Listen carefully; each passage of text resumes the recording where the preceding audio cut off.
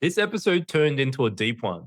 Noman and I explored the Muslim man's dilemma when it comes to career choices. Do you follow the traditional 9 to 5 path your parents expect? Or do you take the risk of pursuing passion and entrepreneurship? We spoke about our own journeys through finance, engineering, and business, and the cultural pressures we faced along the way.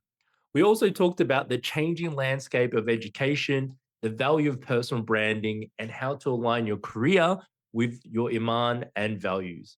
If you've ever felt stuck between stability and freedom, you'll want to stick around for this one. Like how popular would you say like entrepreneurship is amongst your demographic, your age range? I don't make myself like I'm like a super ancient, but I am a bit older than you. But entrepreneurship, man, like there's a lot of hype around it. And I've had the taste of corporate world and I don't think I was prepared for it. Like I because typically this is a cycle was go to high school, blah blah blah. You gotta know you gotta narrow in because you're almost it's like a foregone conclusion that you're gonna go to university. So you kind of see what you kind of vibe with, whatever. In my case, was like, oh, I'm into economics and finance, that type of thing. And then you know you're gonna go to university, and then you go to university. Like for me, just getting to university was like the thing. I didn't think I didn't really look at beyond that.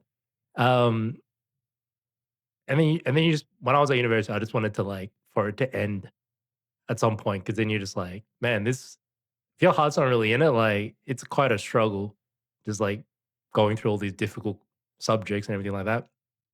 And then you get thrown into the corporate world, and but you're still coming off like uni vibes or uni energy, whatever. It's just like, yeah, like you've studied this now, and like you should be given the opportunity to express what you've learned and the way you want to do it, blah blah blah. And then it's a real harsh kind of reality that you're here to perform a job as an employee, and there's a whole there's a whole structure of layers and hierarchy, and if you don't know how to navigate that type of political atmosphere that it comes it's not just only about just doing a job and disappearing. There's so many factors and you don't know much about the industry, right? Because you're still kind of pursuing a decision that you made when you were like a teenager, and then you're just kind of following that course, and then you um have like encounter some pretty harsh realities, and then you're like, all right, what do I do from here? So I know I've kind of started this off with like almost like a monologue, but for me, No, yeah, I think, yeah, yeah. with Please most jump people, in. yeah, no, it's fine. With most people, I don't think anyone that's ever lived has known what they wanted to do unless it was like decided for them beforehand. As in, you grew up in a family of doctors, and I'm probably going to be a doctor. My parents have raised me to be like that. We're all into medicine. The kind of after school clubs that my parents wanted me to go to resemble that. And they were like, this is what you need to do to be successful. So for that person, he has an idea of what he wants to do, but it might still not be his idea. It's like designed for him. And I think only those who go into a degree where they found their passion. So maybe it's is the same passion as your parents. So that's fine. That's perfect. You're just kind of set for life because you have a structure, you have an example, and you have Mm, the passion. But for most people, they kind of have no idea, and the only way you get that is experience. And something that's happened recently, which by recently I mean like yesterday, where I was just scrolling through as I was gonna upload a Instagram reel, and then another one popped up, and it was really, really put me into perspective because I'm 23, and I always feel like there's no time, and I screwed up because you know very well that I hated my degree. I did my degree, I did not pursue a job in that degree, and now I've done something completely opposite, and I'm a fitness coach because I've always wanted to do that. It's not that I found that passion; I was born with that since I was 5. Not mm. just fitness coach, martial arts, training, fighting, strength, anything to do with body, anatomy, and fitness. That's what I wanted to do. And now I've done it. Alhamdulillah. Even though it's very tough. And we can talk about our businesses and all those struggles afterwards. Mm. But as a the idea was that you don't have enough time. And then it was like the message was the Prophet sallallahu alaihi wasallam was given prophethood when he was 40. So it took him his entire youth to prepare for that job. That's a job. That's a role. And when I really think about it, his peak of his youth, he wasn't given a role to lead the Muslims. That's not when he was given it. It was near the Mm, end of his life. That was the last chapter, the last 20 years.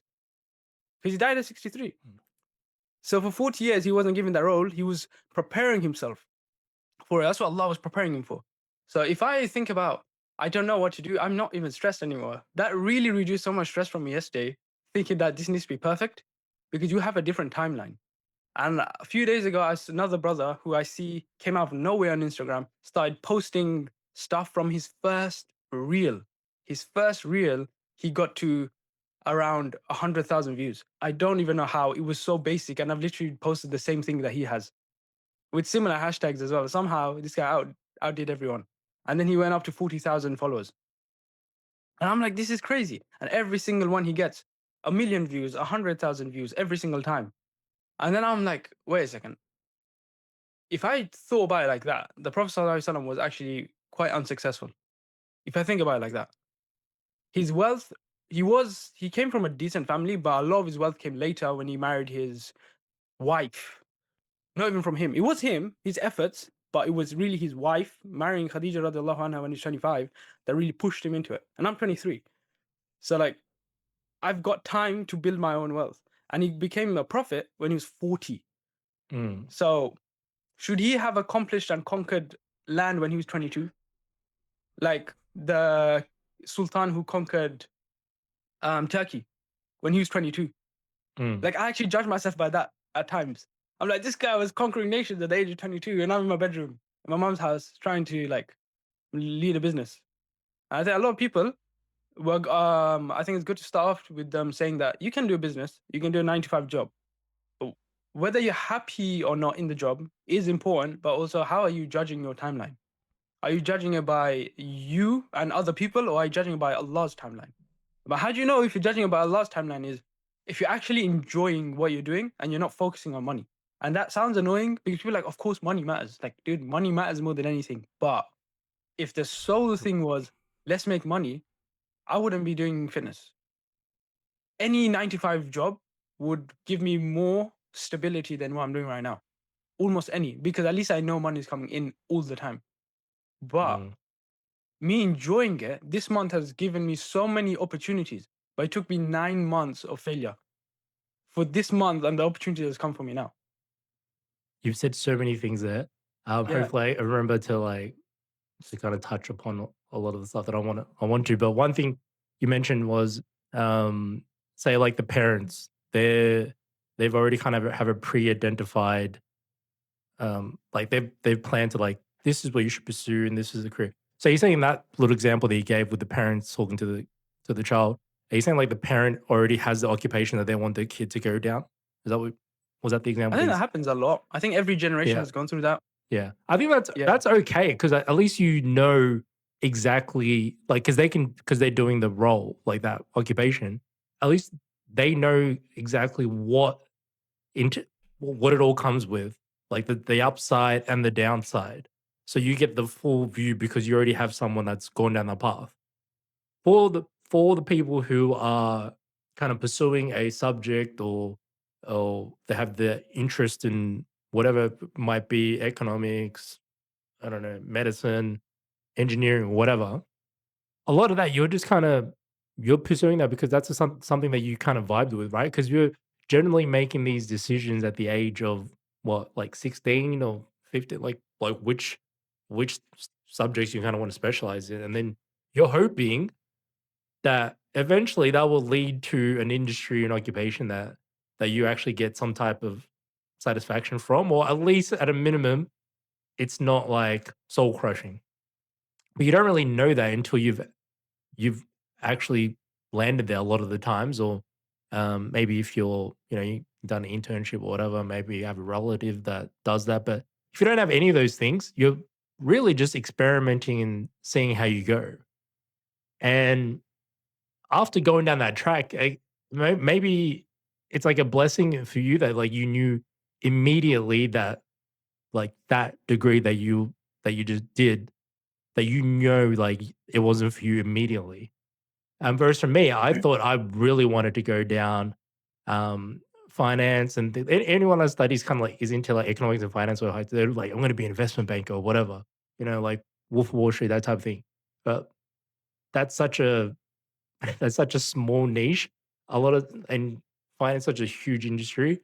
And then I just ended up in banking and even in banking, it was only like years later that when I actually got into like small business, 'cause I was always into business, at least like um from an interest point of view.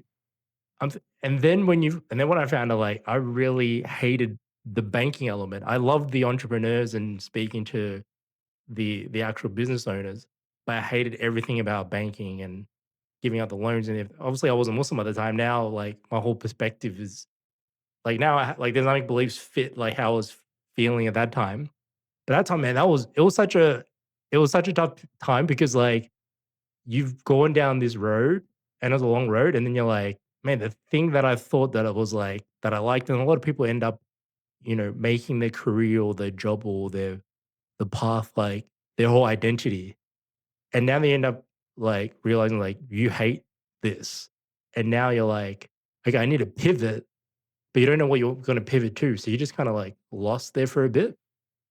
And yeah, when you pursued something, say like a decade, or you worked in the industry a decade, then almost like you get stuck into this institutionalized mindset because you think like uh, once again, like I wasn't coming from his like framework at the time. Like these would have been really helpful, right? Like knowing that Allah is Al Razak and the risk is written by Him, not your employer or the industry that you've dedicated to specializing in. But when you find out that moment that like this isn't for you, then everything else, any kind of deviation that's quite large from that, it seems like you're going backwards. And then you're like, man, I already went down this road 8 years, and you're telling me now I have to go down a new road. But at the time, you don't realize like all the kind of skills and experience that you accumulated, you take that with you, like it doesn't disappear, but it's still kind of scary. And I'm kind of like, but it's alhamdulillah for you. You're saying that you knew that immediately that the road that you're getting kind of pushed to, you knew like that ain't gonna be you. No, it was more so I chose engineering, aerospace Mm, engineering with space tech. That's my degree. That's what I'm qualified in on mm, paper. I okay, don't know anything, but on paper I am. But basically, um, build me a plane. I don't can't remember.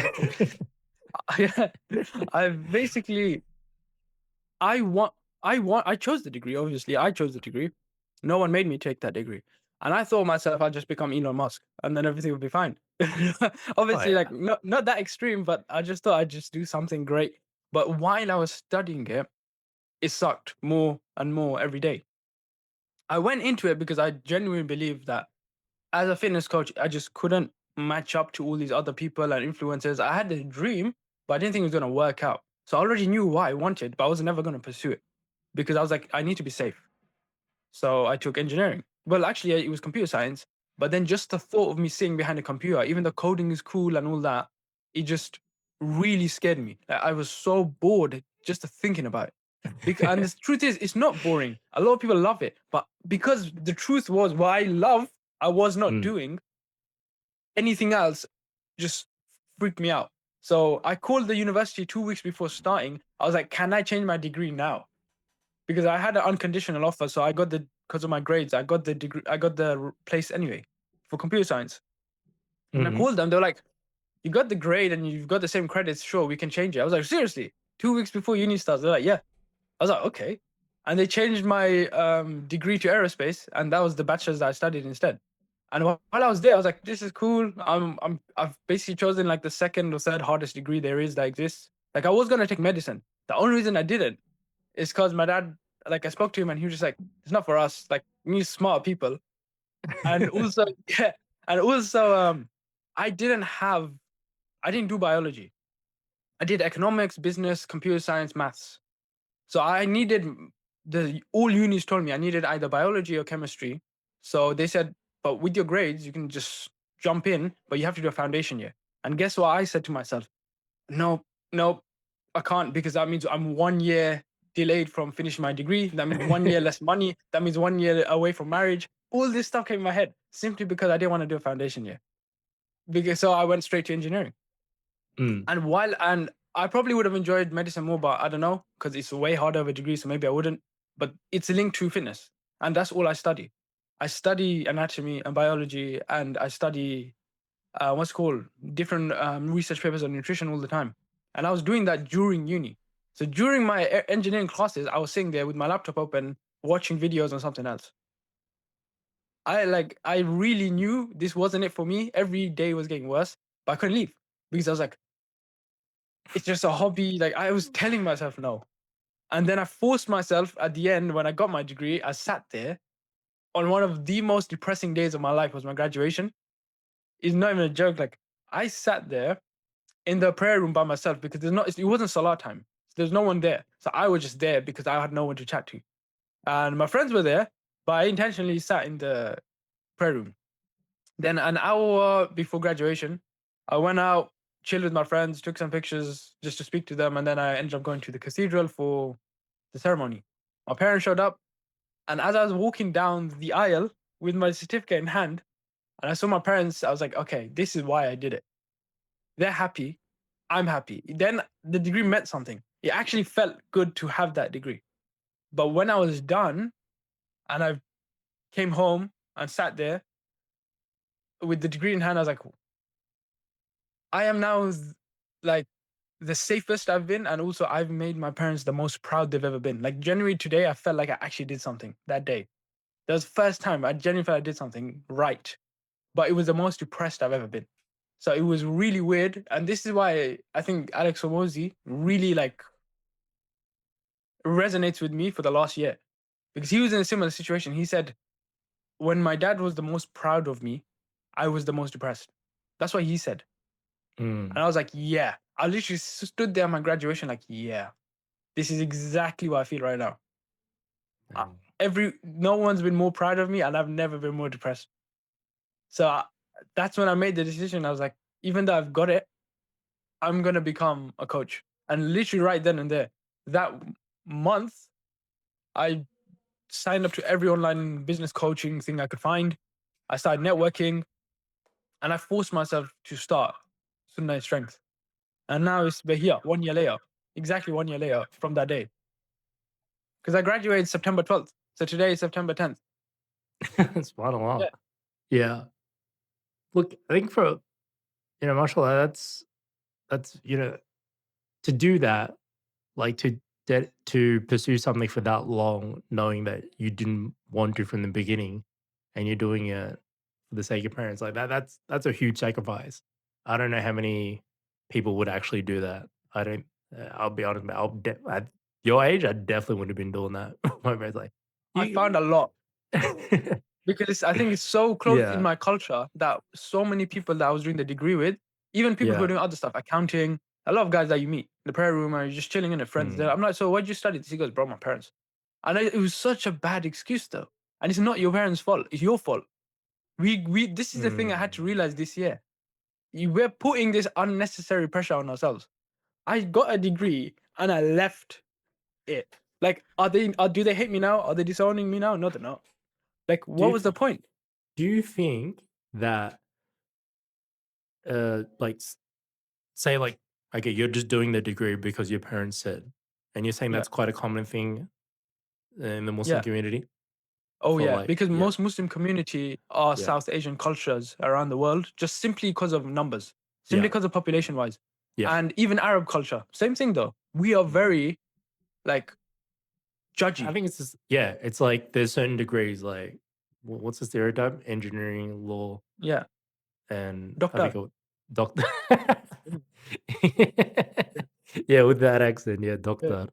Yeah, and so, like, do you yeah, that was a question I wanted to ask, like, do you think by them pursuing the degree and saying that, like, "I'm doing this degree because my parents told me," do you feel like in a way they're doing it not for their parents, but it's like an inbuilt excuse that you have that even if it doesn't amount to anything, you would be like, "Hey, man, it was never gonna really work out anyway because I only did this for my parents." And then so that kinda 100%. gives you a way to just kinda to bypass everything. Like, the failure is not on you. It's not on you. I did this for my parents. That's why things don't work out. Or if you end up being miserable, you're like, "Hey, I'm miserable because I did it for my parents." Now you're, like, absolved yourself of any responsibility of whatever outcome comes your way. 100%. And that's what I did. Like, I did my degree to make my parents happy, but they didn't actually force me to do it. Mm, Their judgment did, but at the same time, like, it didn't grab me by the throat and say, if you don't become a doctor or an engineer or a computer scientist, we're gonna kick you out, or this and that, or this is gonna happen, you're gonna go to hell. Like, no, it's none of that. But that's how extreme it is in your head. But mm, that is also from culture, but it's not even culture. Like, I'm pretty sure even English kids feel like that. Maybe not to the extent because it's deeply rooted in my culture, but they would feel like that too. People do that because we judge ourselves by other people's standards.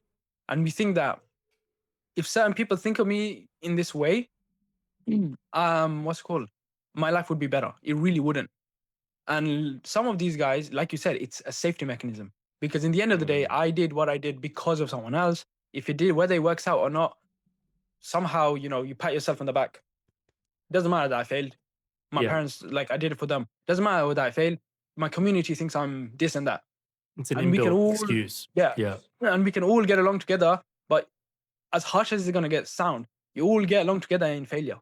Like, it's because being super successful, or let's for today's argument, we'll define success as rich. Just for this, because I don't, but let's say we define it as rich. Most people aren't. So it feels very comfortable to not be. So because you're all in it together. Mm, And the amount of effort it takes to become very wealthy or very or highly reputable in a certain field, niche, especially a very obscure niche that not a lot of people that specifically are in. Because if my dad was a fitness coach, I would know hundreds of fitness coaches just simply because he would have this friend and that friend and that friend. So for us, that's very obscure and doesn't really make sense in my community. mm. So I you're would, bucking the trend by yeah, doing this. Okay, what happens if you pursue a career and then halfway through, or maybe you're like 8 years down the track, maybe you're like 10 years, like you've done the degree, and then you're 4, 5, 8 years down into an industry, and then found out that you end up hating it. Like, what do you do? Do you end up do you just continue that path, or do you kind of navigate and manage all of the kind of doubts and how scary it looks to actually switch careers at that point? But I think now, like, in the days gone past, decades gone past, like, you would just choose that one job, that one career, and you would just start at that one company and you would just work there until you retired. And very minimal kind of job switching. So there wasn't, so that was pretty much how it was. And then, so it made sense to get a degree because that actually had a lot of, influence on how much you got compensated and everything like that. But now we're in a context where like things are like careers are being created that literally 15 years ago, no one's heard of these jobs. No one, the careers. I remember in my generation, they were saying like, most likely you're going to have at least four different careers or four different kind of job switches in your career. But we're still kind of fed this myth that do this degree and that's it. Like it's all safe. I feel like the safety net has kind of been removed now, like especially with AI and things like that. And I don't know what's kind of your take. Like, how did they just say like? I remember like when I was like in primary school, they were already saying like the careers they end up going into like probably hasn't even been like created yet. Um, but even yeah, now, that's true. so yeah, You'll probably have people that are around your age that are like AI script writers now. But as a kid, you're like, what is AI? Like, what? It must have been that's so not even a confusing because thing. there was nothing there. Yeah, Yeah, that wasn't even a thing. It was like, that was something from Terminator. Now you guys actually do it. You're designing Skynet, like right yeah, now. Yeah. not me, somebody But else. somebody else. So But I yes, think it c- is, were you did you ever have a career? You said you wanted to do finance. Did you grow up saying that you knew you were going to do this for the rest of your life? Well, if I go trace it back, I would say like 'cause at the time you're just like thinking, well, I growing up, I thought I was gonna be a pro basketball player. You know, I thought I was going to the NBA, whatever. Okay. Like you know, you pro basketball. I remember like grade six. That's the thing. Like everyone's like, you know, you put into a hat like you choose whatever like kind of career goal you had, and then people would pick it out, and then you had to guess whose it was. And as soon as anything basketball related was like, oh yeah, that's Malik's. Um, so but yeah, and then you realize, okay, maybe it's not gonna work out 100%. You gotta have a backup plan or whatever. So the next thing you're like, okay, well, what is it? Then and then I remember I did like this business competition when I was in year 10 and I got like the highest score, whatever, and then you get like a certificate sent from like, you know, PricewaterhouseCoopers, like one of the big four, and then it's like, oh, you got validation. They're like, hey, you have some type of talent towards this. And then I'm like, okay, cool. I'm gonna put all my eggs in this. That's kind of how I kind of gravitated towards like economics, finance, and um, I guess I was always into that from that moment onwards. I was always into economics, not accounting. I did not like accounting. Um, and then when I went to like speaking about careers that people do, because like accounting is very safe, right? Like it's always going to be needed. Obviously now it's like changed how it's done. You know, now it's you know they've got software programs like Zero, and eventually it's probably going to phase out accountants. Um, uh, but yeah, I remember speaking to so many people, and I'm like, "What made you do accounting?" It's like, "Yeah, it's boring, but you know, it's safe, comes with a job, and that type of thing." But I just knew I hated That's what they told accounting. me. They Yeah, told me, my dad told I me hated computer science. accounting. At least you'll always have a job in computer science to take computer science. And then, as I've mentioned, I left it, and I was right because every no one can find a job right now because yeah, we're kind of in a recession in the UK, but also everyone's being replaced. People are struggling so hard with no experience because you just come out of uni to find a job. Even in Mm, something like computer science, since everything is run by computers, people aren't even coding anymore because AI does the coding for you. So those who already have some experiences that have been working for a few years, they're taking over. So they keep running the business while they're building AI, and they'll take the creme de la creme, the people who are really good and have proven they can do so, into the business to train them up. But everyone else, even if you got a distinction or you got a first class, the competition is too high. And the demand, even though the demand for computer scientists is always there, at least mm. within my area and my town in the UK, too much of a struggle. Everyone's going off to Dubai, everyone's going abroad to get a job. While we're never going to touch upon that, but I mentioned it. We have huge immigration issue where everyone's coming in to our country, but and everyone's saying there's no jobs left. But then all the guys that have qualified degrees here are going to other countries for work. So it's a weird circle. It's a But then again, carousel. the people coming from other countries aren't actually coming for those kind of jobs. They're coming for labor jobs and stuff. Mm. Yeah. Yeah, so it's like I remember having conversations with career advice because yeah, when you get to university and you're doing it, that's when you really realize like, hey man, you kind of especially like third year, like first couple of years pretty chill, like you can cruise whatever, and then like it gets like pretty deep and then so you start realizing like, "Man, do I really love this?" And it's kinda hard to especially if you don't know what the end like, what the actual end occupation is gonna be. Obviously, like, if you study with the guys that wanna be doctors and study medicine, they know, like, what the outcome is, like, is being a doctor, and then by that point, they probably get an understanding, like, it's gonna you know, long hours, all that type of thing.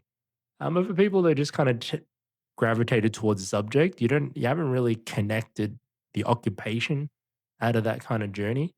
Um, so yeah, I guess it's and then like also uni doesn't actually prepare you for like the workforce and the workplace.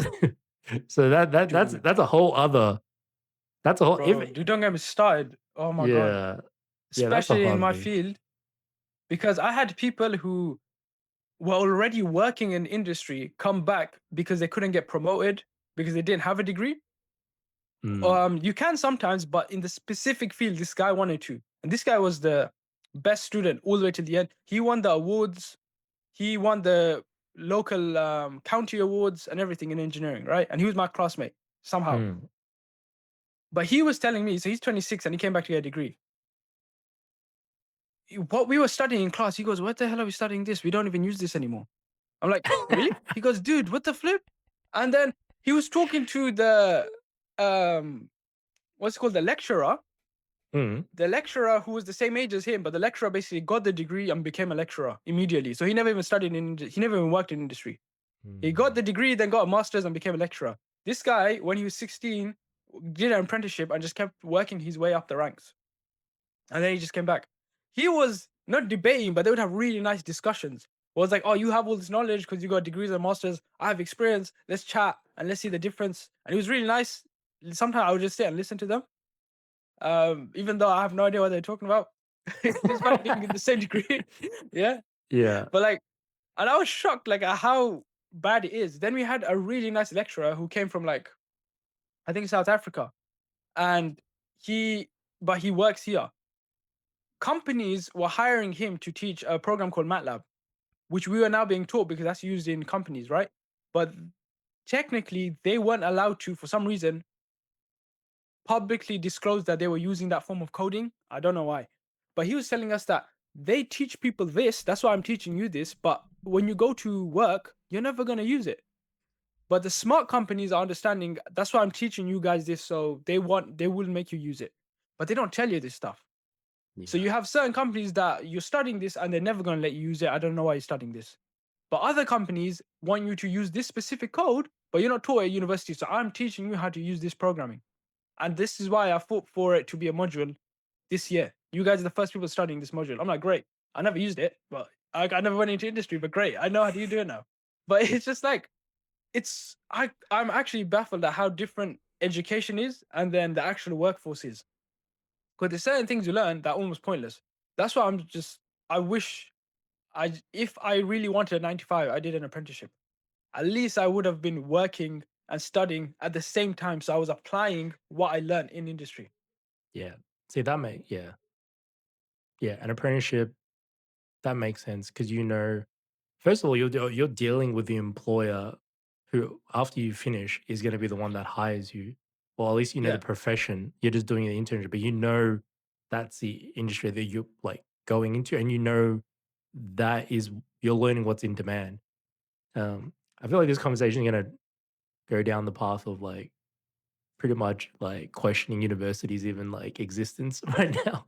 But Honestly, we can yeah. yeah, because university is a business, and if the employer is not the client of the university, then and they get all their money through government grants and then poor students having to fork out, like, these crazy amounts of fees, then they're not even but they sell it as the businesses are the clients, but there's no mismatch because you're not there's no pressure for you to appease the accounting industry when your accounting degrees doesn't even actually okay, accounting is a bad example because that actually they actually do correlate.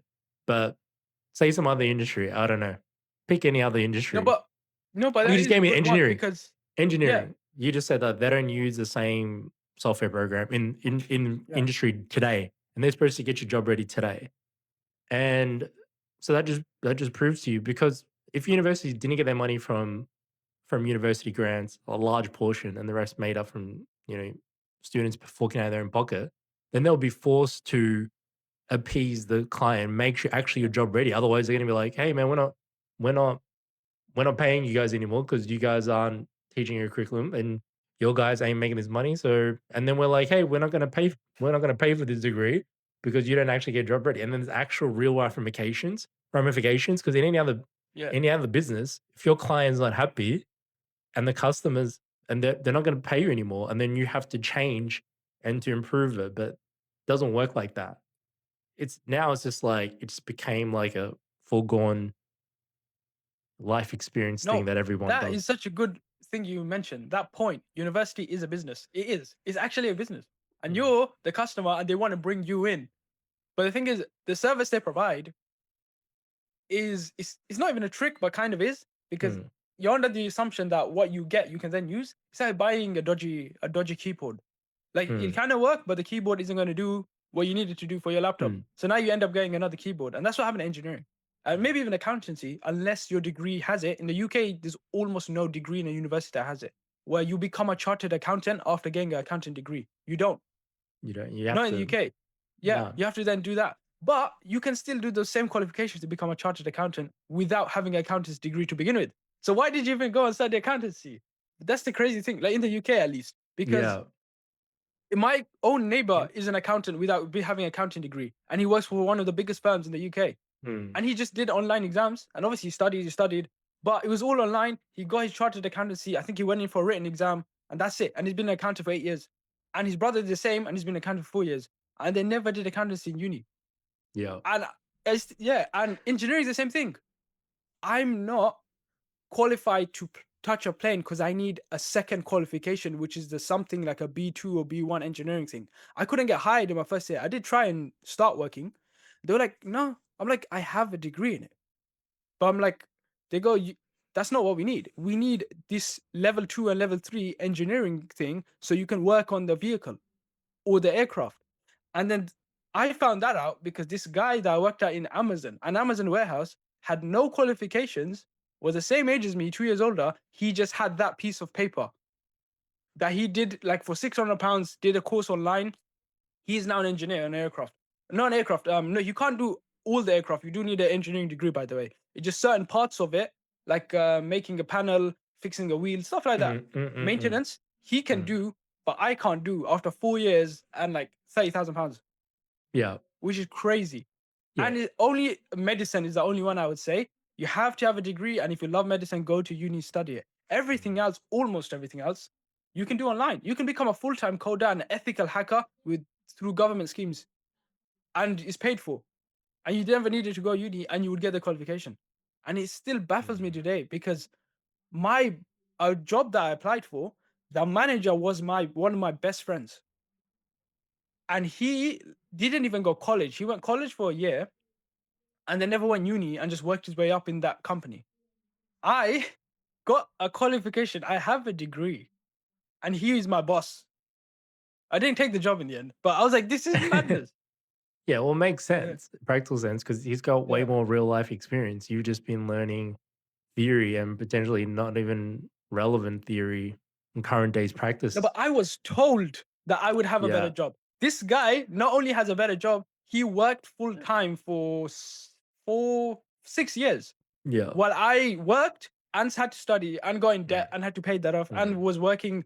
It's mm, madness what I was doing mm. in Yeah. what's called compared to what he was doing, which was much better. Mm. If yeah, if universe, it's because if you had to come up with that money yourself, upfront Mm. yourself, that would change the game. If the government didn't give you the loan, but you repay them, and it's interest free and things like that, that would change the game. Now you're like now it'll make you start thinking. But even though you should be thinking like this without the loan, because you have to pay that money back, right? So if Yeah. you now had to pay it out of your pocket, how would you just be jumping into something without really knowing, seeing, researching?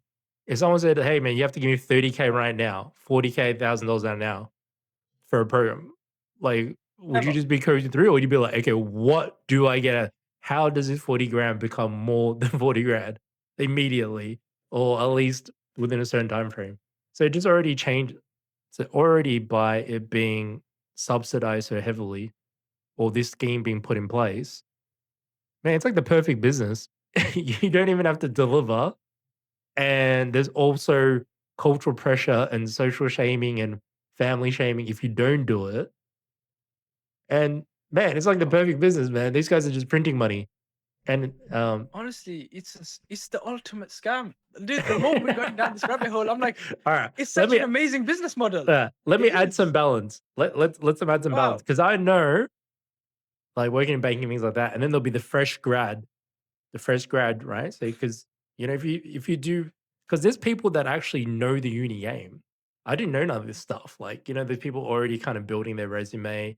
They're head of this organization or whatever, and this and that. I didn't even know why these even things even existed. I'm like, don't you just want to go home? Mm. Like, I didn't live on campus or anything like that because university is all like transport distance here.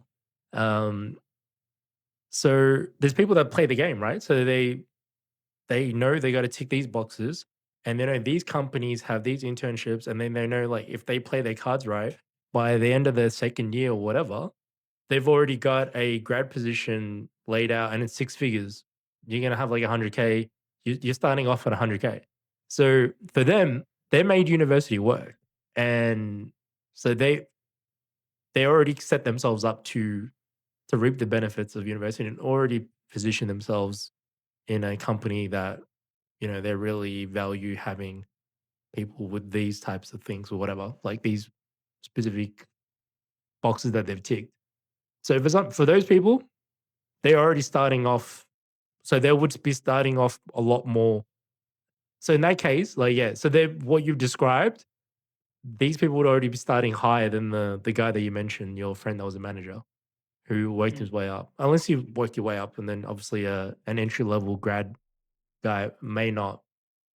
Yeah, they might be below, but there are people who make university work for them. Um, Yeah.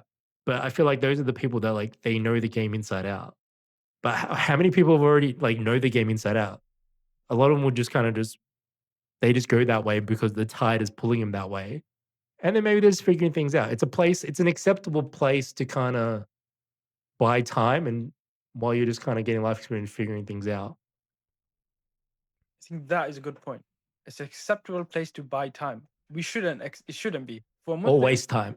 yeah, or waste time. That's the Yeah, thing, waste time. yeah. That's what a lot of people do. And I I did think, waste my time at university. yeah, Yeah, because an elder basically he was just talking and he was just like, "Are you gonna take a gap year?" I was like, "No." He goes, "Good, because gap years are useless. You just waste time." But I'm like, "But what if I'm gap working year. in that time?" I was just Mhm. talking to him like, "Gap years. So normally People after two people no, I years, know what a gap year. I'm saying yeah, like people take a yeah, gap half a decade, bro. Just like yeah, just yeah, chilling in a yeah. degree, not doing nothing. Yeah, but I It's was like, like, people take a yeah, year in industry with gap year, so you'd work and earn more experience. In fact, a gap year is more yeah, beneficial for my employer. That's why I was just saying it nicely. Like that's why people do it. He yeah. goes, I don't like it because people don't go back. I'm like, okay, fair. I get what you mean. If like what Mm. you just said, it becomes a decade thing. I'm like, okay, then I understand, Uncle. You're right. But I'm No, like, what if I just stopped and work? He no, goes, as in don't. like people take a I'm like, gap year, but they're in a degree, 4 year degree or three. You know what I mean? Like yeah, they're yeah, just hanging out. Like they're just coasting. You know what I mean? So it's like basically like a gap yeah, year, but it's like 3 4 years instead of like yeah. dude took a gap year and now he's come back locked in. Yeah. Yeah, this Yeah. is different. Yeah. And then I Mm. think, but I'm like, what about uni? Do you think uni is a waste of time? He goes, no, because you're studying. I'm like, but then what if I was just working in the same time? I like, I want you to just think what I'm thinking about right now, Uncle, because I don't mind. Like, if someone wants to go uni, go uni. If someone wants to work, to go work. But Mm. why do you assume that if they didn't go uni, they wasted their time? Because you didn't go uni. He's the older generation, but he's like, Mm. and I'm like, you probably earn more than anything your son's gonna earn in his first year, maybe even his fifth year, because you have either a business or you've been working in whatever. You can Mhm. afford your house, you pay for your wife, your children, even your son right now. Basically, he's jobless, even though he's 21. You're still paying for him, and and your daughters and everything. Like, are you unsuccessful because you don't have a degree? And then he's like, no, it's just like nowadays they need a degree. I'm like, that's what I just want to break out of your mind. Does he need a degree? It's fine Mm. if he has a degree. Because I also don't want to make it seem like we're just hating on university. It's just, Yeah. why is he going to university? What is the point of you sending him there? Because in the end of the Mm. day, by the way, that guy's son has done nothing with his degree. He has a job in a completely different industry and he's doing Mm. well, but in something that has nothing to do with the degree he got. Yeah. It was just a It's waste. it's very Almost. I don't common. want to say waste, but yeah. Yeah. But I'm just like the the reason the industry he's currently in, obviously his current degree didn't benefit because he put it on paper, but it wasn't even necessary. If Mm. a degree was necessary, some jobs like the manager of a warehouse, you warehouse is entry level job, but the manager has to have a degree. He's getting paid 50K. Okay, I didn't In know my that. in Amazon in my town, that was what my manager was. He was like, Really? "Dude, the moment you finish your degree, just come here. I get on Mm. 40 between 40 to 50K a year." I'm like, "What?" He goes, "Yeah." Obviously he's a different level, like levels 5, level 6. So anyone watching Mm. this is gonna be like, "I don't get paid that as Amazon." It was 2 years ago, and he was like a level 5 or 6 or something. So it should work. He was getting around 50K, and he just finished uni. And he's like 22, 23. I'm like, oh shoot, I thought you're older. He goes, really, all I just showed that I have experience and I have a degree. That's all they really needed. Mm. And sometimes degree is beneficial, even if you don't enter the industry, because on paper, a lot of companies do want it. They do Yeah, want you to have that. they want they can demand it because Yeah. there's so much demand. There's so much Yeah. demand, so they can and everyone they can just request it because like everyone wants to work for them. If you have like a million applicants for like Yeah. 100,000 Filters jobs, out. yeah, you can just add extra demands because you want to narrow it down. Well, it'd be different, but not because like just because you can. You know what I mean? Like, just because, like, that's how much it's just the out of balance supply and demand. So when it gets tilted one side, like, they can dictate terms. But if it could but, like, decades ago, it wasn't the case. Like, it was a minority of people who had degrees, so that those people, like, got they got compensated a lot. Whereas now, like, everyone, like, it's I think it's probably less people have probably, like, less people have a degree than more people have a degree than people who don't have anything, unless you've done trade or them things like that. And yeah, um, but so we've really focused on education, but the actual workforce. Um, so like it could be also, you did that degree and then you pursue and then you actually get into the industry and then you go down that path. So at this point, if you end up finding that you don't really like where things are going. And especially people kind of locked into, large debts and things like that. It makes people that's like when like adulthood really hits people. Like and and that's when they kind of making decisions like if I change here, like now I'm affecting other people, like family members, this and that and that. And they either go you can only really go down two paths. Like it's either like you just stick it out and you stick it out because you're responsible now. You're a responsible man. And you just gotta gut it out. Like and there's also like the sunk cost fallacy at this point. Like you've already put so much work going down this path. If you were to just deviate and you just feel like you've just kind of wasted all the things that you leading up to. And that's how I always thought. Like that's how I was kind of thinking. Like you've already kind of gone down like it's like you've gone down this path and now you need to like just go to the end. And That's how I thought, because I did a degree and then yeah. I'm not doing it. I think that's what made me so sad while I was at the degree, because I was like, I'm into this, I have to finish it and I have to get a job in it, because that means I just wasted 3 to 4 years. Like, Yeah. and that made me even more sad, because then I thought I could never do anything else unless until I find success in this industry. Then do I have the Mm, right to go to another industry? Like you say, people switch careers. I was like, because it's gonna be a waste. But then I mm, had to reframe it. Now I'm like, it wasn't a waste, because the people I met there and the connections I made, some of them became clients.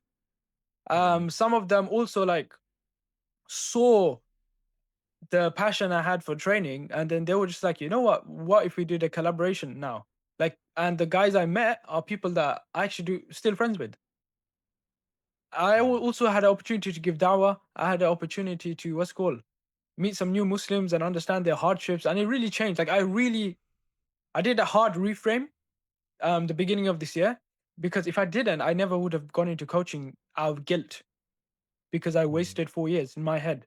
So that guilt was also stopping me from pursuing my business, mm. because I felt like didn't deserve it.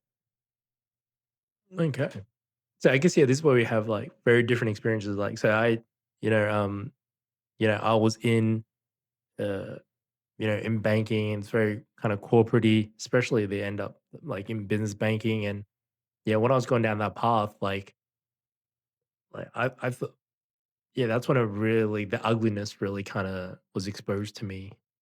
And like, I was so happy when the Royal Commission happened. It's like when they do like a whole inquiry into the whole industry, like a governmental inquiry, because it was like there was so much unethical things happening, and they were finding out people like giving out loans to manufactured business plans, like numbers that didn't make exist, like ice cream businesses like recording crazy profits during like winter.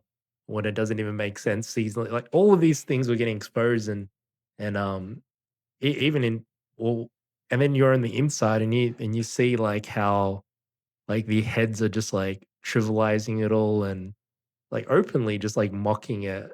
And then you're just like, man, this place is dirty, bro. And I was just like, and then you realize like, yeah, I don't want to go down this path. And then because it was just the thing, like I enjoyed business. I like really respected entrepreneurs and you know, it's you go through like, I was like had subscriptions to like Bloomberg and you look at like entrepreneur like Jeff Bezos, these type of things. Like that's what kind of moved. But the thing is, like, I feel like people who study business, they kind of get scammed a bit because I feel like when you're studying business, you actually think that you're learning like the business game, but no, you're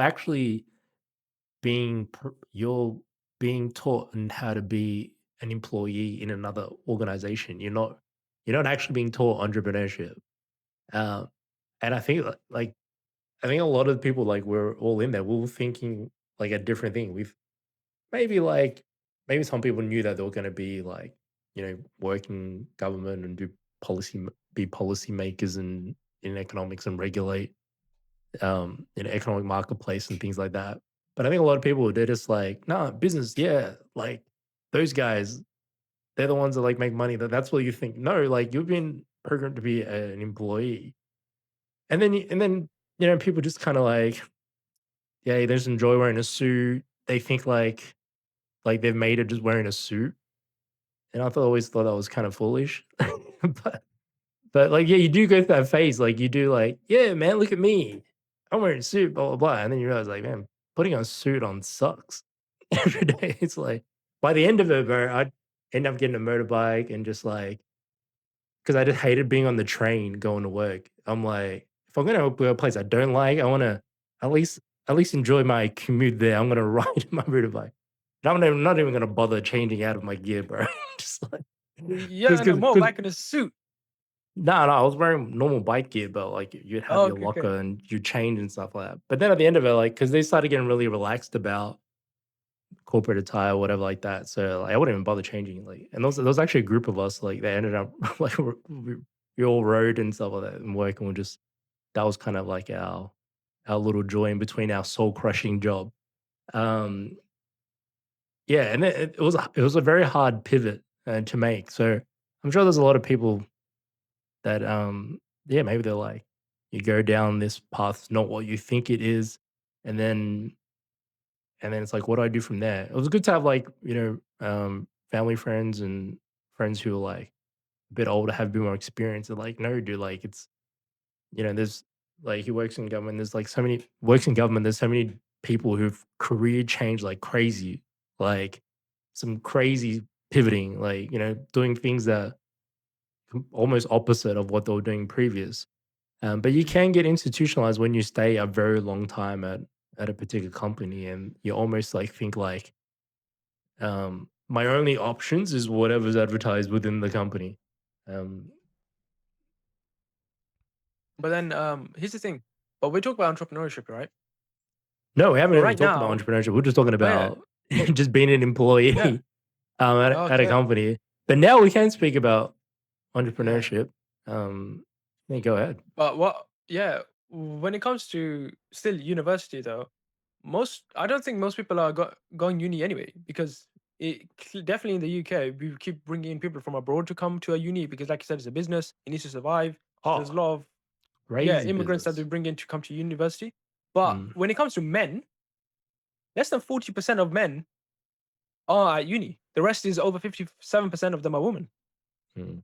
So, as Muslim men are unfiltered, why do you think most men choose not to go to university now anyway? And what are they doing as an alternative? Because some people aren't actually pursuing entrepreneurship either. They're just Yeah, doing nothing. yeah. Subhanallah. All right, man. We're going down this path. Well, we got to live up to the name of the podcast, right? Muslim Men Unfiltered. Mm. Um, it is very strange. Like, so when I moved in this, so I was in operations, and then I moved in small business banking, and like there was like all of the like heads were all women, and they would just like open. I remember like so she'd be the boss of my boss, and she would just be openly talking about, "Hey, man, we really need to get these numbers in balance. Hey, we need to get more women here. We need to get more, like, just like," and then she'd be like, "Okay, now we need to be more, like, we need to have more women than men here." Like, and just openly just like talking Yeah, about this to like, and I was just like, "Partner," I'm like, "It's just blatant." Like, I get about, and yeah. they had like a full, woman empowerment like program with advancing women through the career and everything like that.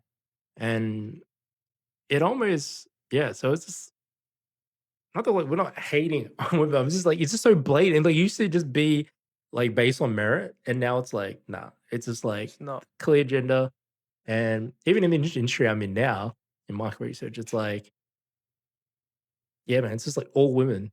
There's so many, like, I barely ever see any dudes around, and maybe, I don't know, maybe that's what it is, like, what you said, like, the numbers saying, like, more women, they're graduating higher numbers, and, um, in the corporate space, they seem to be like it really increasing in in Definitely in the corporate space. outnumbering men. Office jobs, Um, 100%. yeah, and yeah, man, like, what are you gonna do? Like, and on, yeah, yeah, we won't touch that. I don't know, but yeah, there's a whole. It's getting very colorful. Let's put it that way. It was getting very colorful.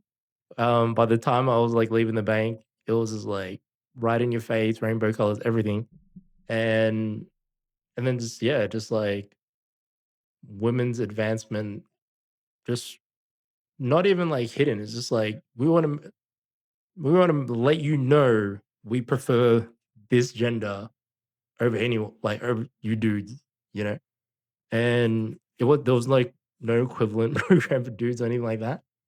Um, and yeah, it could be for a number of reasons, but so yeah, maybe like, yeah, we talk about like maybe guys have been disenfranchised, maybe younger, maybe more in your generation. I don't know. You got a better pulse for that? Is there like less people kind of committing to university and then corporate work? Yeah, because most guys are told they're not good enough at a young age, and it's implicit. It's not like straight to your face. Oh no, you're dumb and the girls are smart. It's not like that. But example, um, a boy wins a race. Mm. Literally, he wins the race. Teacher, oh, you should understand. Let the what's it called? Hey, that's great. He won. Girl managed to win the race. Oh my god, you're amazing. You see that, boys? Girls can do it. They're not telling you you suck, but Yeah, they're saying yeah, that's it, boys. Girls can do it. Next thing that happens, yeah, a boy gets A star. The girl gets an A star too.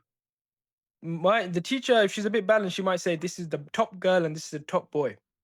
But for Okay. whatever it takes, she'll find a way for that girl to make her feel very appreciated. The problem is, that's great and all, but you're underappreciating the boy's efforts. And Mm, subconsciously, he feels that what he does, he's always going to be shown that he's less than. And women should be put on a pedestal because men are at fault. And that's a problem when you grow up with misandrism, and we don't talk about that. Everyone's a misogynist, but we keep telling younger boys that guys mm, are misogynist. You shouldn't be one, but he's not. mm, He's a boy. He's a little kid. He's not a misogynist. You've made him believe he is, and he grows up thinking women need to have this and that and that, and I need to be there to protect them, and which is we believe as Muslims as well. But mm, there's no balance. It's like everything I do should be to the pleasure of women, and whenever they put down, I need to put them up even higher. But then it pushes you down even lower. mm, If you want to teach equality, then there has to be a balance to how you appreciate boys and girls. And I've seen that in schools. When I grew up, I had a pretty cool teacher. They were all right. But as I get older, and then I went to college, and then I went to uni, I was like, oh, you see it more. Because I went to an all boys high school, so I wasn't going to experience that.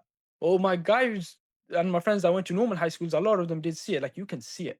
And now my friends are teachers, and they're like, you don't understand how I hate it because so many of my female colleagues are straight in your face misandrists. They straight up hate men, in and they will tell you education? off. in education, the teachers are he hates it, and he goes that it just is what it is. And if I was to complain about it to Mm, the female head teacher, it's not gonna work out. And even nah. other guys who have male head teachers, he goes, they're just gonna tell you to man up. They literally tell you man up. Would Yeah, I not say yeah. woman up if a woman gets like picked on by a guy? You Yeah. can't.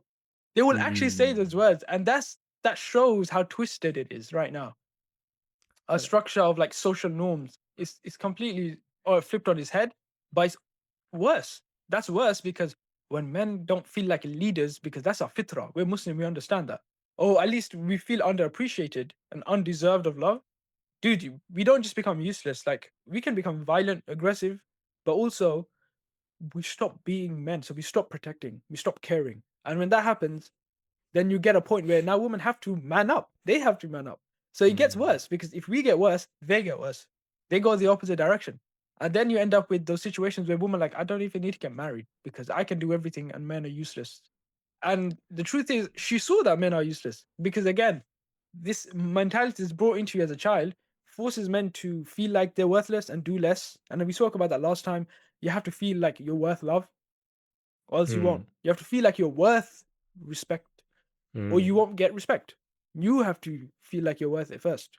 Even when the world tells you no, you have to just carry yourself like a respectful man, like an honorable person. You have to. Now, those women become more like masculine. And in the end, you have to say it's your fault as a guy because you didn't do your job. But where did this come from? It came from you as a child being told you shouldn't be a certain way. You should be against your fitra. It's unfortunate, but then like I can keep putting. I'm jumping back and forth because I don't want to put the blame game. I don't want to say yeah. yes, it's because men's fault. Yes, No, it's I the woman's fault. completely I get Yeah, that. You know, like the topics that you brought, you know, we live in the West, so these are like macro forces that's like beyond yeah, just Muslims' influence, I feel. mm, Um, because it's not just like Muslim men and Muslim women we're talking about, right? There's non-Muslims in that in these spaces, yeah. and they drive these agendas. And I think it hits you Muslim know, men harder than yeah. most So this is because interesting. they, yeah, This they is are taught specifically a certain way of being a man, and you can't do that anymore. so when I became Muslim, it was like near the beginning of COVID or around. It was like 2020, and we were already working from home. And so I was in the office very minimally, and I was really grateful for that because I'm like, hey man, I could, you know, pray all my 5 prayers without having to worry about, you know, having that conversation, that awkwardness, like, you know, can I get my breaks with all that time? And obviously my colleagues, like, I don't have to explain like, oh, you just became Muslim, like what? Like when all that so I didn't have to deal with any of that stuff. And I say alhamdulillah for that because it just like already kind of got it was like very frictionless in me being able to practice and kind of establish my Islam, be firm in it. And yeah, I never had to go back to 5 days in the office and kind of deal with everything like that. But I guess with the born Muslim, like they would already it's normal to them. Like they probably already have things in place and everything like that. When I found out like, oh, they even had prayer rooms, I didn't even know they already obviously well I wouldn't know that or prayer rooms and everything and already kind of set up and things like that. Um yeah, I guess like navigating that space as a practicing Muslim, like obviously millions of people do it, right? It's just something I didn't experience a lot of. And even now, you know, minimally after like kind of reporting to the office. And so it's not really a big deal. I mean, now it's, you know, I don't have any, like, it's very easy for me to kind of, the rare times I have to go in and do that type of stuff. But the, but the person that's like kind of set in their career, like they have to navigate all of this. Um, yeah, I guess I mean, you really just have to prioritize what's important and you know if it is like you know making sure you can earn and provide for your family and things like that, I guess you have to kind of pick your battles with Mm, regards to this. And I think this is why I feel like entrepreneurship has been like um quite refreshing um because I feel like I've learned a lot more after I started taking you know my coaching and business a lot more serious. because in the corporate space, like a lot of your opportunities to grow and develop and everything like that is in the hands of your line manager. So if you don't have a great relation with them and you don't have like a good brand in that workplace, whatever like that, they can kind of cut your development. And it makes sense because and you do get a more of an appreciation for the workplace when you're now putting on the hat of someone that's growing and establishing a business and and all of the kind of difficulties it comes with that and making sure that you're providing for your client, making sure that they're getting what they need and they're getting their results and managing all that. So you get a lot more appreciation because before when I was just only employee and never had to kind of wear this hat of being someone that's actually trying to, generate a Yeah. business, you don't appreciate that stuff. You're just like, "Hey man, I got my degree, like someone needs to pay me." It's like you don't understand the economics of like, that someone founded that business and uh they had to go through all of the pains that a founder would go through and everything like that. And then obviously not for banks, like excluding banks. Yeah. Um they And then for them to even be able to get an employee to pay for that employee, like these are big milestone moments, and you know that like the business needs to be doing well for you to get paid. Because if without the business doing well, then you don't have a job. But none of this stuff is kind. You don't think about this stuff. You're just thinking, you know, I got this degree. Someone needs to pay me 100K. It's like I want to get to Yeah. 100K salary, but you have no appreciation for the other side. So I feel like if I had this experience better, I would have actually been a far better employee, and then my Mm. attitude would have been so much better, and it would have actually helped me progress a lot more in the Bro, workplace. But that is so funny, man. The 100K thing. That is so common because that was me. When I was trying to get my first job after the degree, yeah, I'm like, what the hell is 22K starting undergrad? What is this, bro? Everyone told me I could earn like 150K. And this is yeah, how, unfortunately, whether they mean to or not, I know they don't have this intention. But a lot of the elders, when they find out you're doing a good computer science degree, engineering degree of some kind. There's so much fields in engineering. They're like, yeah, mashallah, in this field, get the degree. By the end, you could end up with a 150K job. They put that in your head, like 150K. yeah, But the reality is, you might get that after 10 years. You might mm, get that after 20 years, depending on what field you end up going into. And then the focus is money, money, money, money, money. mm, The first job is probably going to be minimum wage, and that's it. Maybe 2 grand more than minimum wage. That's if you end up in an undergrad, because most likely you're going to have to do an undergrad because the other jobs won't take you with no experience. So undergraduate allows you to work in the industry with experience but get paid a bit less. But you get to mm, shadow someone, you get to be taught a bit more, so that's all right with a bit less work. But that's life. When you get a degree, you're gonna have to get paid less at the start. And I was like, dude, at least let me find a 40K job. Like, no, you got no mm, experience.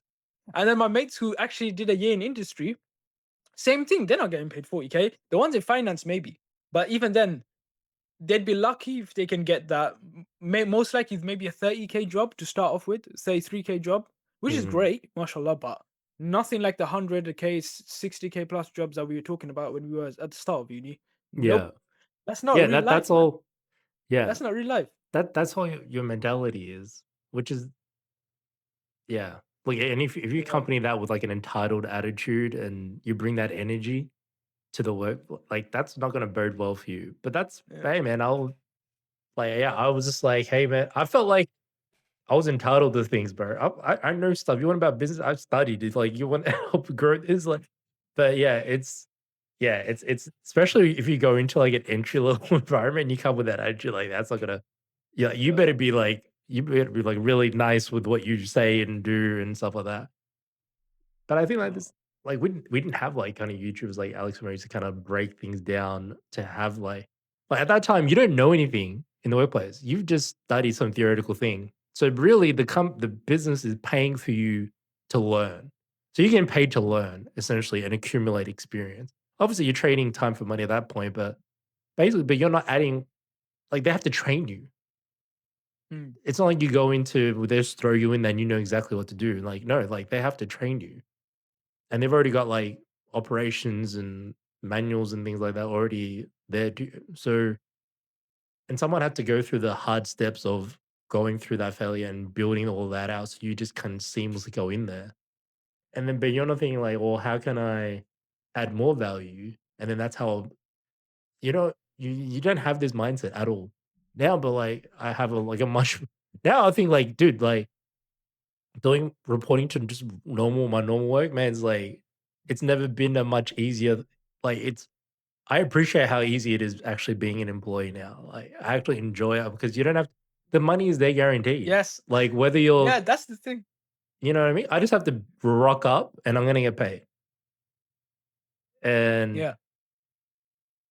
like when you're trying to build something on this, like none of those guarantees are there. Like there's all these doubts, and you have to overcome so many of you know battles, whether it be your ego, whether it be fear of failure, or whatever. Like there's so many things you have to overcome to like build something that you want to do, or you feel like you can add value in. But but like a regular job, man, you rock up and you get paid. Like I know I didn't have this mindset at all. Don't get me wrong, but that was because like once again, we're talking about if you're in a soul crushing job and you don't have anything else going where like, it's challenging, but at the same time, it's like there's there's learning, there's like jeopardy because you don't know if it's gonna work. There's you appreciate that job now and that income a lot more. Because now you're working for a reason. You're not just working because, hey man, like we all hate being in this company, but eh, you know, we have to be here. But I remember having this conversation with a colleague, and I remember, man, we just like, bro, like, you hate being here. He's like, yeah, I know, but hey, man, I forgot what he said. He used to have this line. Baseball is nihilism. It's like, yeah, none of this matters. Yeah, none of this matters. Yeah. And that, bro, so people were just none of this matters for like 30 years. And Nah. you're there 40, you're there 40 plus 40 hours minus commute. And like, yeah, and it doesn't go without surprise. Like, he was like doing all types of drugs outside. Because dude, when you're that Oh yeah. miserable, people are going to people are going to turn to vices. And that's something I didn't really know how widespread it was. Because you used to think like in high school, like whatever, like the people that did drugs were like, oh, it's that stoner kid. You already know this guy's gonna go down this path where it's gonna be bad news. But then to see like, you know, white collar people and whatever, and like, man, man, you got managers dealing with dealers, and this, it's not openly, but there's like open drug dealers in the office space, like on the side or whatever. Yeah. Bro, And JFK did it. He's the president. yeah, like I He used didn't to like, take it as well. and it's not Get just high. like shady looking dudes. Like even the girls, like Stacy, bro, she's she's crazy about the drugs, bro. It's just Yeah. like, but like you didn't know like that was a culture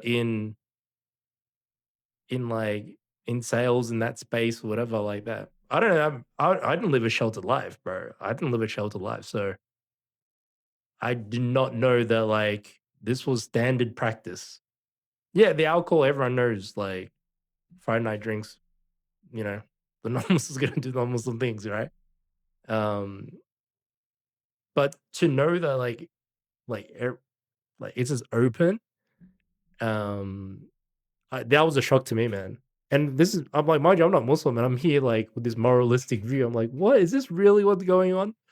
It's like I was almost kind of like it almost kind of because I still had this like view of oh like I like business and I had this you know some type of like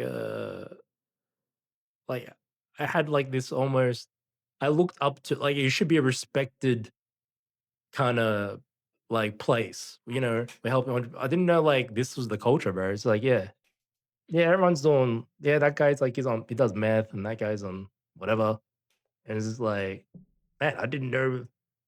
I think that just shows you like if those are the things that you need to kind of resort to, like people are not fulfilled by the job, like they're doing it because they have to, and they're really kind of miserable in it, so they need to have things that they resort to get them through that job. And I think like Mm. if people are kind of like stuck in that type of industry, stuck in a lane that they don't want to be in, like maybe yeah, I think lifestyle and career decision that it can influence because also because not every job's built equally. Like there's going to be jobs that have like way different level stress levels, and there's going to be compensation for that as well. But like you know, way I was like, is that pay bracket and that kind of hours work and that level of kind of pressure and it makes you behave that way. Maybe it makes like your Islam like distant as well. Is that like what a trade you're willing to make? And if you don't make it, like is the reasons that you're not making it like really worth it? I mean, this also comes back to what we're saying about why you become an entrepreneur. You find something you enjoy, you follow that dream, that passion. It's not But even a easy, nine to but five like job, it's a different yeah, type yeah, of yeah. headspace when you're in this world, right? No, but even the 9 to 5 job, let it be something you actually enjoy. You don't need to become an entrepreneur to Mm. enjoy your job. You can enjoy your job at the 9 to 5 and have the benefits Oh of yeah, absolutely. maybe, yeah, the company car, the days off, the paid holiday, whatever. Like you can Mm. have a great life like that, and that's totally Absolutely. fine. It just, as long as you pick something you enjoy, and I think that's the main thing. If you're going to university and you want to get a degree, really think about, because don't be worried as well. Like you said, on average, someone told you that you can have 4 career changes in your life. So don't think about, It's probably more than that if I now, but pick yeah. engineering, yeah, if I pick engineering, I have to do that for the rest of my life. Like, no. And that scared me out of computer science because I thought myself, I'm going to be behind a computer. But in all honesty, with that degree, I could have maybe done like 6, 7 different fields. It's such a broad, what's it called? Mm. Such a broad job. It's really vague when someone says, I studied computer science. So you're not going to actually be a computer scientist. You could do so many things. It's actually generally very Mm. vague. Yeah. So if you pick something that the field itself you enjoy, what you're going to study you enjoy, then whatever happens happens. Because when you focus on the money, like I said, like it was a huge reality check for people like me who were stupid enough to think that I was going to get a high paying job as soon as I got a degree, because it's Mm. not true. That's not how it is. And I focused on the money, which is dumb, because then I ended up doing a warehouse job because I realized I was going to get paid more than doing an undergrad. So then I had to like, yeah, yeah. Well, And then yeah, I had that's to true. humble myself. Yeah. Then I had to humble myself and be like, you know what? Yeah. If this is the route I want to take, this is the degree I got. I've saved up a bit. I've done a warehouse Mm. job. Let me just take the undergrad. After a Mm. year, maybe 2 to 3 years, I'll get a wage increase from Mm. 22 to 25ish K to maybe 35 to 40K. Then it'll increase again. Then it'll increase again. Keep going. Mm. But then I realized I don't even want this field to begin with, and I jumped into entrepreneurship. But for you, as long as you enjoy what you're studying, what you're doing, you could change within the same company. You could be working on, I'm talking about engineering only because that's what I'm into. That's what I did. You could be working on what's called designing the seat of the plane, just the seat, and you might enjoy that because Mm. you're not going to work on the whole plane. No one does that. There's different departments for each thing. There's literally a department that only focuses on the chair, and that's it. Specifically, the pilot's chair, not even the customers. Passengers, yeah, yeah. So you might enjoy that and the Mm. ergonomics of it and trying to make it comfortable, and you like that. And then you might Mm. transition onto the wings. Why? It's actually a huge difference, the engineering side of a chair to the wings. But you might want to do that, and you might change within the industry, just the department Mm. that you're in. And then from that, you might go to a completely different company. And Mm. then you might start working on engines for Rolls Royce, a car, not even a plane. But they're very transferable skills. So if you want to do a degree, but only something that you can see yourself enjoy. Mm. But don't be worried about, I'm going to be stuck with this particular job. Never think that. That's the biggest mistake I did. And if I had thought about it wisely, I would have done sports science and just not listen to everyone else's words. I would have done sports science straight up and didn't think about the money, because I'm not thinking about the money now. I'm broke as I've Mm. ever, more broke than I've been in my life. But alhamdulillah, it's actually like rizq is Yeah. coming from Allah. It's actually Yeah, working out. It's absolutely. crazy. The days I wake up, I'm like, whoa, I guess. like it was gonna be over. And then alhamdulillah, money came in and a client came. So if I had just thought, forget about, am I gonna make money? Money will come. Am I gonna Mm. actually enjoy this field? Because then that means I'll keep studying and improving, and I might end up going from a lecturer at university, something I never expect in sports science, and maybe I would have become a coach to an athlete. Maybe Mm. I would have joined, I don't know, maybe I would have joined my local town football club and been the sports therapist for the team. Like now that I think about it, it's endless. There's so many different avenues. If I just took the degree that I actually enjoyed and the field that I actually enjoyed studying in, I would have had a much better experience in the entrepreneurship that I'm doing now. That would have probably benefited my. It would have honestly. It would have benefited my business. Mm. But now that you got like a taste for it, and because I feel like it's like the longer you go down this path and you commit to your niche and the people that you're serving, then I feel like that makes you more motivated to go and up your skills to even be Mm, able to help them even more and more maybe be able to help them more quickly, more efficiently, more effectively, all these types of things. And I feel like it is from doing that you get that extra inspiration from doing it. And I remember when I realized when it dawned on me that because they would frame it like, hey, you're running your own business. Like that's how they're selling it. Even though like it's like a call center, you got all these sales targets, and you got to hit these numbers and things like that. And then when it like if you were to like go up, because at that time I was kind of dealing with clients that made like less than 3 mil, I think, or less, something like that. And then after that, these guys like these businesses are managed.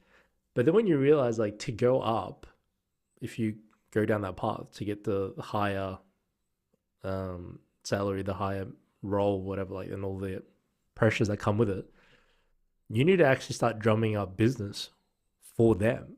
And that just blew my mind. I'm like, why would I go out of my way, leverage my own network to get to generate money for you when I hate your whole kind of business model. I hate your moral ethics. So when I realized like, oh, that's never gonna happen. Like what? Like now you want me to generate business for you? Like I hate your business. Like that's obviously this particular part of the bank. And then I was just like, man, like what am I gonna do? Because I kind of like been optimized thinking like this is the thing that I'm gonna really love, and then end up finding out like you hate it, and then you find out like if to avoid just staying stagnant in this place to actually extend in this field, you actually need to drum up business. That was just like, what? Why would I on earth would I do that for you? And then that's when I realized like, yeah, this is so, yeah, this is like a pivot needs to happen. And so at that time I chose sales because I knew I had this kind of misconception that sales is like bad and evil, and the whole kind of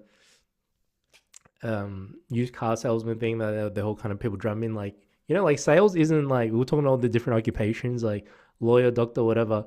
No parents like you should do sales, like that's really honorable and like no, like no one talks about that. But even though you like learn a lot in sales, and they actually do make a lot of money eventually, like depending on what path they go.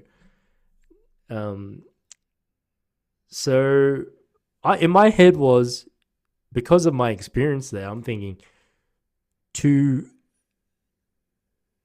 generate business, you have to kind of sell something that you hate or you dislike or you feel like you're robbing people. Because I've seen, because we're just like, so we're coming to you when everything's all hunky dory, right? Oh, you want 50 grand loan or 100K, or you want to buy that vehicle for your business, that piece of machinery, all hunky dory.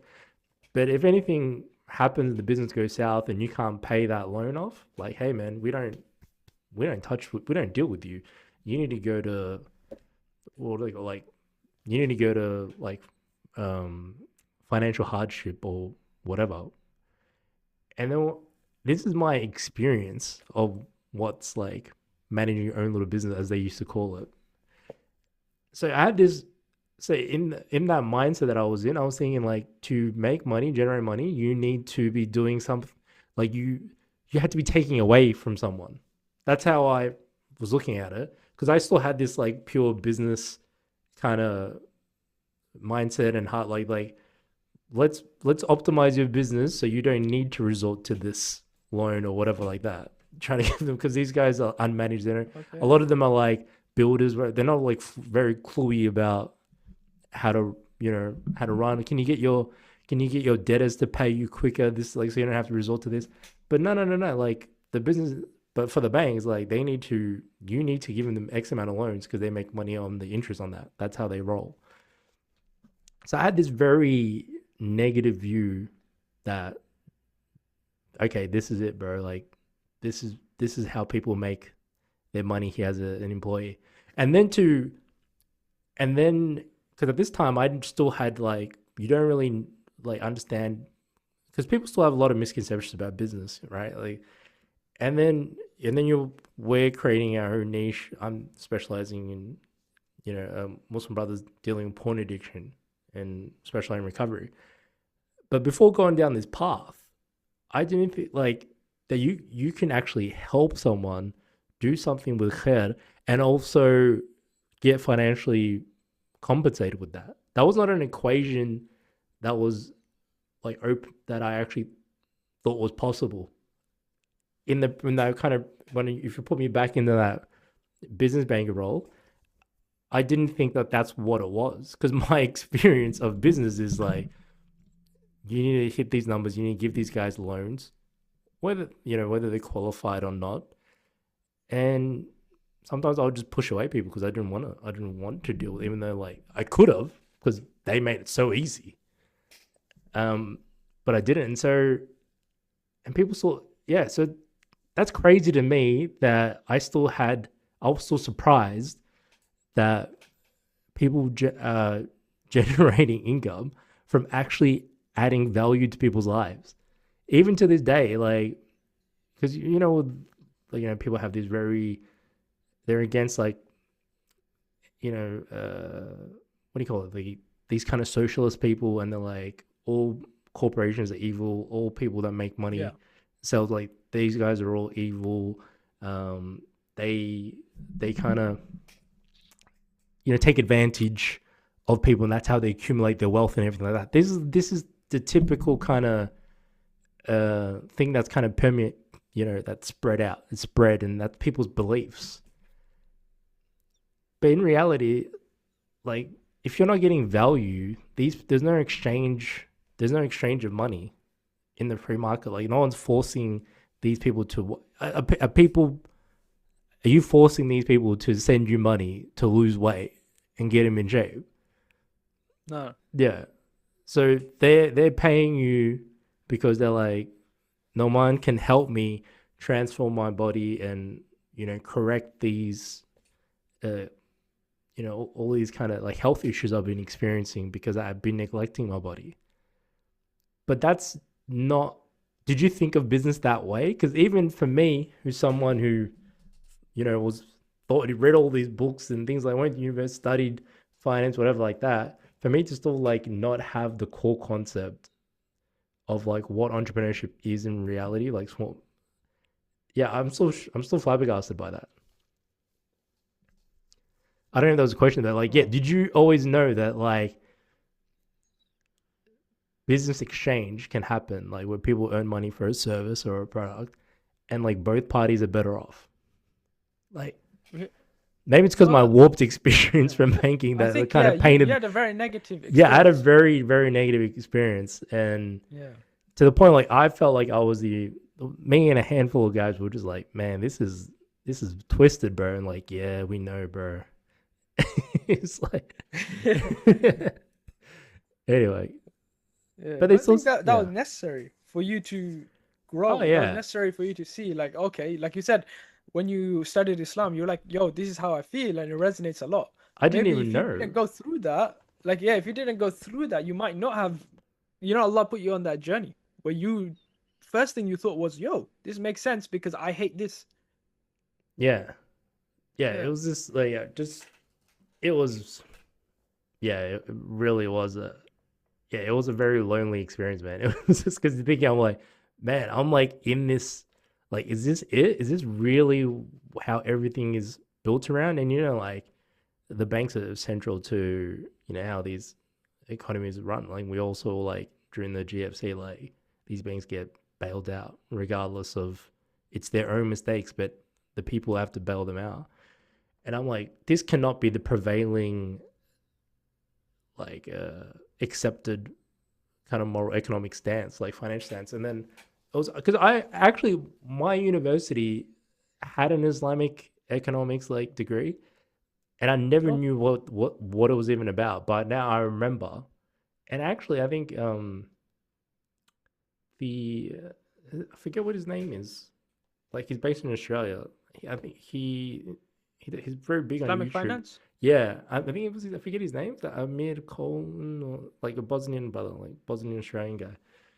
I'm pretty sure he was the like kind of head at my university for Islamic finance. Wasn't in But Australia. anyway, it was I'm not just, sure. bro. I remember like finding some like a paper where it's like pretty much someone wrote up like in the Islamic kind of uh perspective or their response on like how the GFC could have been avoided and things like that. And I remember reading, I'm like, I just needed something to kind of like someone needs to have an opposition to this model because I was just like, yeah, this there's some moments in your life when you're like, no, this can there needs to be good in the world still. You know what I mean? This cannot be just like, yeah, this is the accepted thing, and moralistically, everyone's like there needed to be a counter, and I didn't know like Islam was that for me at the time. But anyway, I feel like this has turned into Malik's therapy session rather than That's good. Yeah. right. Shall we wrap it up here, or did you have something to add? Maybe another jab at the institution that's called tertiary education. Mm. I hate university, man. Nah, it's good. I might go back, but I might, Yeah. as after everything we said, I might go back simply because I want to do a master's. I want to work on sports science. I want to do some theories. I want to do some research paper. I want to take part in it. And technically, I could work with a researcher, but I can't. I won't be able to access the university. I won't have anything. Like, I really want to do a lot of work in this field. So I might actually go back now. Yeah. So Yeah. I feel like if the order was different, say like Oh, yeah. you had real world experience, and then you because that makes more logical sense. That and I think that obviously there's a system's been in place for a long time, and it was probably implemented during like not that much after like the industrial revolution, and so it's just like they're just continuing on with the model. But if they were to change it, and they'll be like, okay, rather than you being forced education until you're 18 and then you go to university, it stops earlier, and then you taste actual work life, working jobs and things like that, and you do a lot of different things, and then you end up finding out what's the thing that you kind of want to narrow in on, and then you would look at university in much different light because now it's like it's there to kind of amplify the thing that you're already interested in and to equip you with the skills to kind of take things up to another level. And if that was done, I feel like your whole stance would be very different. Mm. Would you No, agree? for Or sure.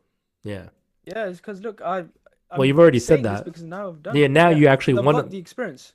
Yeah, Yeah. but I guess for you, like you kind of knew that at the beginning, but you did it for the sake of parents, and Allah reward you for that because I mean, that is a sacrifice, a deep sacrifice. yeah. So yeah, But but yeah, now I think I can appreciate it more, and my mind's changed now of timeline.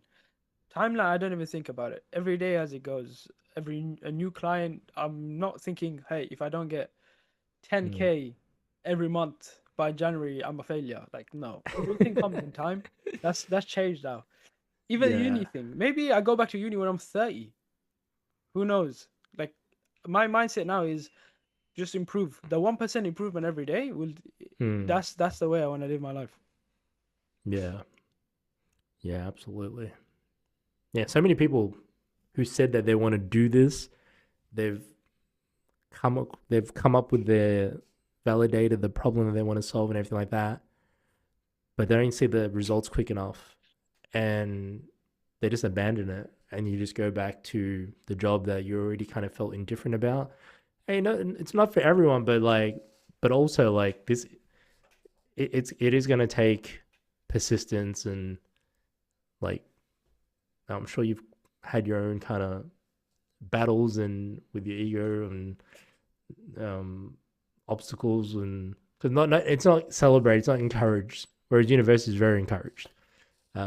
No one's gonna be like, "What? Why are you going to university? What are you doing, no man?" Whereas Yeah. entrepreneurship is like, "What are you doing? Like, I'm that guy really?" now. I'm the one that goes to people saying, "Why are you going to university, bro? What are you Yeah, doing?" mashallah. Yeah. Yeah, Now things have yeah. changed, but yeah.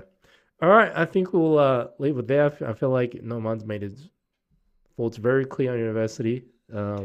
That's like, yeah, yeah. All right, Zakhluk. Oh, it's Barakallah feek.